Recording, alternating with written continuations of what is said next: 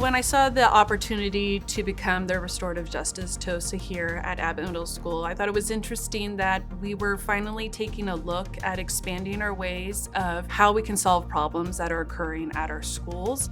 Here at Abbott Middle School, we've come together as a community and as a staff to really embrace the practices. The important thing about it is that we've now given the kids more tools versus just having just the one avenue to go down. As principal, my role in advocating for restorative practices has been really a combination of things. I think ultimately supporting our staff, recognizing the shift that we wanted to make, and ultimately working with the district office, our restorative practices TOSA, to break down those different elements of restorative practices.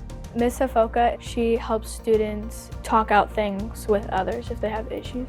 If I were to have another conflict with a student and there was no restorative practices or there was no one to help me besides you could say a counselor, I think I would be way less focused in school because I would be what's gonna happen today, how's it gonna play out, and because it can be really stressful depending on who you are.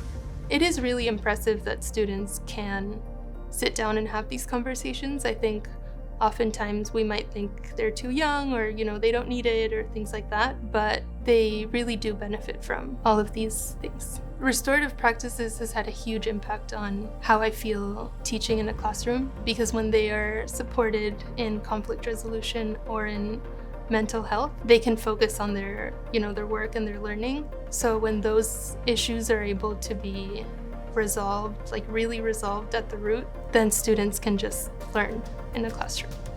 I think it's just it helps a lot having the mediations because, again, if we didn't have them, everyone would be their own person, and I think a way to build a community is by talking to other people, and I encourage that because I'm an extrovert, so.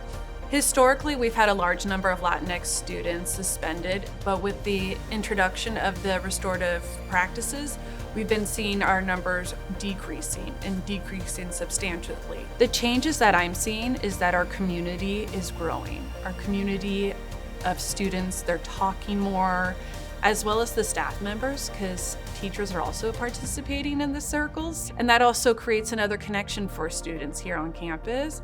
Sometimes if I see a conflict happening between two students, I reach out to our Restorative Justice TOSA and just tell her about the issue that I've seen or that a student has told me about, and she'll help to facilitate a conversation between them to help resolve that problem. I've also participated in restorative circles with a student where the student can be heard and I can be heard and we can agree on a productive way to move forward. The most important thing is we're building a school culture and a school climate that is one of acceptance, inclusion, responsiveness, and I think setting this kind of restorative practices culture at the very top of that umbrella has been really significant.